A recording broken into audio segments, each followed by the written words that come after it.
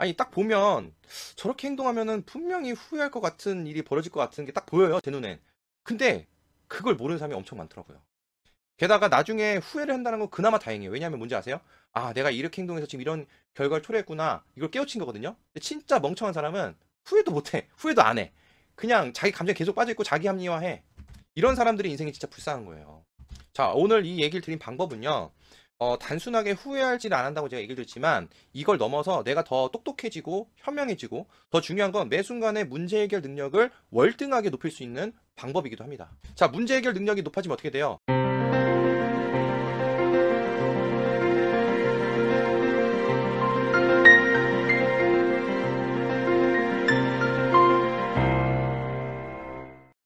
안녕하세요. 마인드레슨 자입니다. 오늘은 후회하는 것, 후회할 짓을 안 하는 법에 대한 얘기를 드려보도록 할게요. 여러분 만약에 후회했던 일들 떠올려보면 지금 기분이 어떤가요? 한번 떠올려보세요. 만약에 과거에 후회했던 일들이 현명한 선택으로 지금 내가 그때로 돌아가서 현명한 선택으로 바꿨다면 지금 여러분 인생이 어떻게 변했을까요? 뭐 인간관계, 내가 사는 집, 직장 환경, 뭐 차 좋아하시는 분들은 자동차, 뭐 쉬는 시간에 보내는 뭐 내가 취미생활 등등 여러 가지 또 바뀔 수도 있었겠죠. 여러분 만약에 후회할 짓을 10번에서 한 번으로 줄일 수 있다면 어떨까요? 앞으로 인생이 어떻게 변할까요? 아마 내가 더 원하는 삶, 인생, 방향성으로 많이 바뀌게 되겠죠. 또 오늘은 이 원리를 얘기를 드릴 텐데 지금 제가 잠깐 생각을 한번 해보시라고 얘기했던 것처럼 이 원리를 알면 여러분 인생이 바뀔 수 있는 얘기니까 끝까지 한번 잘 들어보시기 바랍니다. 후회할 짓들을 돌아보면 모든 것은 하나로부터 시작돼요. 그러니까 이 하나를 아셔야 돼요. 이거를 알고 이거를 딱 잡고 제어를 하든 컨트롤 하든 이것으로부터 내가 휘둘리지 않아야 여러분들이 후회할 짓을 현명하게 줄일 수가 있는 거죠. 과연 뭘까요? 자, 그것은 바로 감정입니다. 어떤 분들은 뭐 그러면은 로봇처럼 살아야 되냐, 감정이 메말라야 되냐 이렇게 얘기할 수 있지만은 좀 요거를 좀 정리를 한번 해봐 드릴게요. 자, 감정은요 일단은 인간이 살아가는데 활력소를 줍니다. 동기부여도 해주고요, 원동력이 되고요, 에너지가 됩니다. 이거는 제가 필요 없다고 얘기하는 게 아니에요. 하지만 장단점을 알고 여러분들이 이런 것들을 잘 활용할 수 있어야 된다는 거예요. 알고서 활용을 해야 되는 건데 이걸 모르면 뭐 감정이 휘우치고 감정적이어야 될 때 저기 뭐야 이성적이게 되고 또 이성적이어야 될 때 감정적이게 되고 막 이렇게 돼버리는 거죠. 특히 이성적이어야 할 때 감정적이면 이때 많은 일이 발생합니다. 이를 그르치게 되고 후회할 짓이 여기서 생겨나는 거죠. 자, 그래서 감정은 원동력이 되고 에너지가 되지만 단점은 뭐냐면 현실적이지가 않아요. 이게 아주 취약한 단점입니다. 그래서 이 감정에 대한 극단적인 사례를 보자면 만약에 마약을 하면은 기분이 좋죠. 감정이 엄청 좋아요. 근데 현실이 망가지더라도 그냥 감정이 너무 좋으니까 이게 현실에 대해 신경 안 써요. 그럼 어떻게 돼요? 현실이 망가지죠. 그리고 기분이 너무너무 좋아. 꼭 마약이 아니더라도 그러면 내가 소중한 뭔가를 뭐 돈을 잃어버렸어. 그러면 이 돈을 잃어버린 사건이 되게 중요한 건데도 불구하고 그것보다 내 감정이 더 높게 더 높이 기분이 좋아버리게 되면 그것도 그냥 아무렇지도 않게 넘어가는 현상이 발생될 수 있다는 거죠. 반면에 이성은 현실에 직접적으로 판단 분별을 하기 때문에 도움이 됩니다. 하지만 이성만 있으면 어떻게 돼요? 인생이 재미가 없어요. 자, 그래서 감정과 이성의 장단점을 알고 적절하게 선택하면서 활용할 수 있어야 돼요. 내가 내 이런 그 뇌에서 나오는 반응들을 적절하게 인지를 해야 이거를 내가 운용할 수가 있는 거거든요. 근데 중요한 건요, 감정을 동기부여를 에너지 삼고 이 에너지를 이성적으로 운용하면서 선순환시키는 게 맞아요. 근데 많은 사람들이 거꾸로 해서 인생이 고달파지는 거예요. 거꾸로 한다는 거 뭐예요? 감정이 막 생겼어. 감정이 휘둘려가지고 감정을 풀기 위해서 이성을 사용해. 이거 뭐예요? 복수, 막 이런 거. 복수를 해서 얻어지는 게 뭐가 있어요? 영화 같은 거 보면 복수의 끝은 다들 뭐 그냥 별거 없잖아요. 허탈해서 자살하긴 하고. 그 올드보이 보면 복수하는 과정까지 그에서 엄청 부자가 됩니다. 그러니까 그거는 되게 좋은 삶인데 그게 별 의미가 없어요. 복수를 하고 나면은 복수의 의미가 끝나면 어떻게 돼? 자살해버리죠. 자, 정리하자면 감정이 휘둘려서 감정을 풀어내기 위해서 이성을 이용하면서요. 결국 자기 현실에 피해가 생기고 퇴보되는 것도 모르고 그냥 그 자체 쾌감 또 감정에 그 빠져들어가지고 쾌감을 느끼면서 그냥 그렇게 사는 거예요. 여러분 복수가 현실적으로 어떤 이익이 있어요? 남을 시기 질투하는 게 어떤 이익이 있나요? 남들 눈치 보고 자존심 세우는 게 어떤 이익이 있어요? 이거 다 감정에서 놀아나는 감정에 놀아나는 거예요. 아이러니하게도 이성으로 현실을 잘 만들고 다스릴 줄 알아야 건강한 행복을 더 잘 누릴 수가 있어요. 이게 선순환인 거죠. 그래서 감정을 잘 다스리는 사람들이 이성을 잘 활용하면서 나에게 유익한 현실을 만들어 나가기 쉽습니다. 반대로 감정 기복이 크거나 감정에 휘둘리는 사람들은 큰 성공을 이루기가 어려워요. 왜냐하면 작은 성공은 조금만 노력하면 이룰 수 있지만 큰 성공은 꾸준하게 큰 노력을 해야 되는데 그 기간 동안에 다양한 변수와 일들이 생기기 때문이죠. 만약에 이 사람은 감정적인데도 성공했어. 그러면 그 사람은 감정적인 베이스가 깔고 있지만 중요한 순간에는 감정을 다스릴 수 있는 능력이 있는 사람일 거예요. 성공은 인내와 노력, 그리고 감정을 다스리는 총체적인 자기 개발의 결과물입니다. 부자들 보면요, 상당히 좀 냉정해 보이거나 아니면은 인자한 모습, 즉 인자한 모습이 일관된 모습으로 보여지는 경우들을 떠올리기 쉬울 거예요. 이래도 저래도 별 감흥, 그러니까 뭐 기복이 없는 그냥 늘 그런 상태. 이런 모습이 나타나는 이유가 평소 감정을 잘 다스리거나 감정 기복을 크게 하지 않기 때문에 그런 거예요. 그리고 나이가 들면서 새옹지마 아시죠?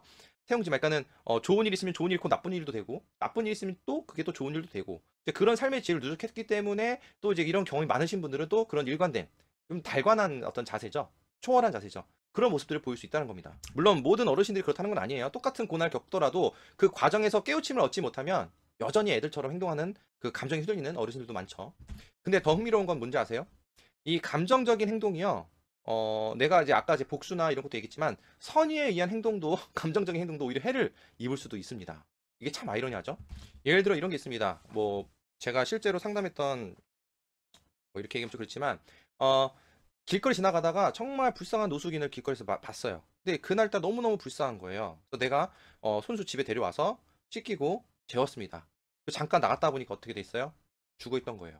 그래서 본의 아니게 용의자가 돼버린 참시 억울한 그런 사례가 있어요. 그러니까 알고 보니까 이 노숙인이 길거리에서 이미 영양 상태나 이 위생 상태가 너무 안 좋았던 거죠.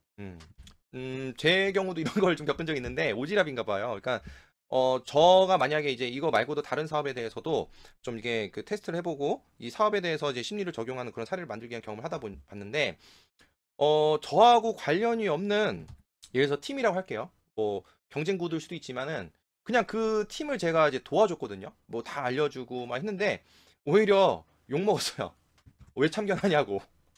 저는 좀 이런 경우가 좀 낭패인 경우가 좀 많았어가지고, 남 도와주는 감정에 휘둘렸던 경험 때문에 낭패인 경우가 좀 있었습니다. 그래서 이제 앞으로 함부로 잘 안 도와주려고요. 자, 여기서 교훈은 뭐예요? 아무리 좋은 선의의 감정일지라도 이성적인 판단이 안 되면 낭패를 볼 수 있다. 이것도 되게 중요한 포인트예요. 자, 그럼 어떻게 하냐? 방법을 알려드릴게요. 감정이 올라오면 일단 멈춰야 돼요. 일단 멈춰야 돼요. 근데 이게 멈추는 게 참 쉽지가 않아요. 그리고 그 감정이 좀 하루 이틀 갈 수도 있거든요. 그 감정이 좀 사그라지는 그 느낌 아실 거야. 그때까지 좀 기다려야 돼요. 그렇게 오래 안 걸릴 겁니다. 내가 하루 정도 기다렸어. 근데 감정이 올라와. 아직 남아있어. 나 하루 정도 기다렸기 때문에 이렇게 해도 돼. 이거는 자기 합리화죠. 감정이 일단은 올라오면요. 감정이 사그라져야 이성이 다시 활동을 하거든요. 감정이 올라올 땐 일단 무조건 멈춰야 돼요. 그리고 그것이 생겨난 원인을 추적해서 먼저 파악을 해야 됩니다. 이게 정확하게 파악해야 돼요. 근데 이게 쉽지가 않아요. 감정이 사람을 막 혼란스럽게 하고 막 사실도 거짓으로 만들고 거짓도 막 사실처럼 막 만들어내기 때문에, 그리고 어떤 이 감정에서 어떤 행동을 하고 싶은지를 한번 정리해 보세요. 그리고 그 행동을 통해서 앞으로 어떤 현상이 벌어질 것인지 예측을 먼저 해보는 겁니다. 근데 여기까지 생각을 미치지 못해요, 사람들이. 감정에 빠져 있으면 지금 내가 하는 행동이 이 상대방과 그리고 여기 여러 사람과 앞으로 내 미래에 끼치는 영향과 그게 나한테 다시 돌아오는 이런 영향들을 전혀 예상하는 그 생각한 능력이 현저히 떨어집니다. 감정이 많이 취해지게 되고 올라오게 되면. 근데 이거 꼭 기억하셔가지고요. 무조건 감정이 일단 올라오면 멈추고 내가 지금 뭘 하고 싶은 행동을 통해서 객관적으로 이게 이런 행동을 통해서 앞으로 어떤 일이 벌어질지를 다양한 그 그림들 한번 생각을 해보세요. 그럼 이 생각을 하는 순간에 이성이 다시 깨어납니다. 왜? 이성이 이제 이 역할을 담당하거든요.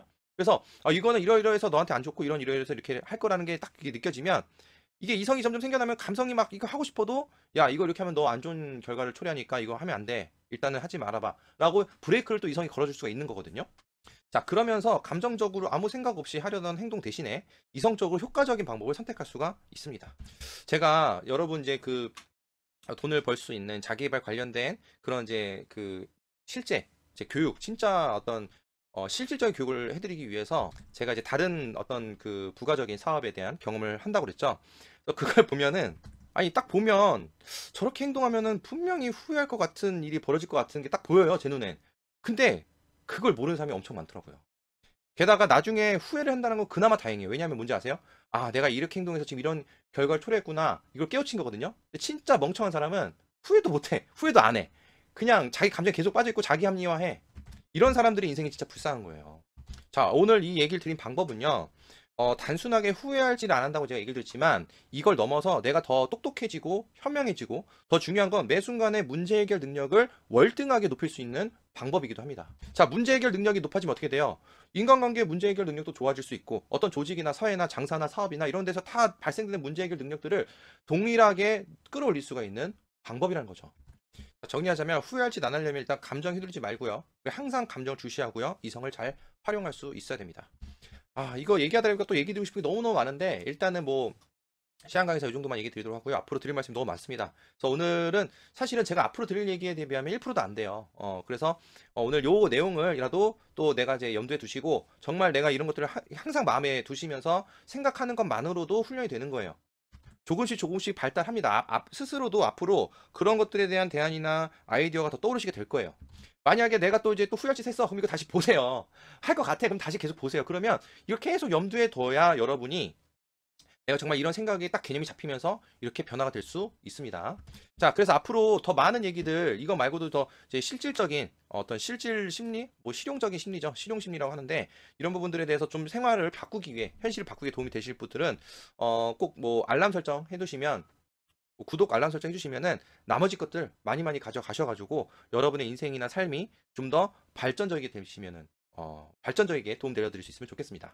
그리고 앞서 그 이간질에 대해 이간질 상황을 처하는 사람들 그걸 대처하고 말리게 하는 방법, 뭐 예방법 이런 것도 올렸는데 이제 그런 것들 현실에서 좀 알아야 여러분들의 사회생활이나 조직생활에서도 다 활용할 수 있기 때문에 그런 실용적인 심리이기 때문에 그런 것도 이렇게 연관해서 보시면 다 연결돼 가지고 도움이 되실 테니까 그것도 꼭 한번 참고해 보세요. 자, 일단 여기까지 들어주셔서 감사합니다.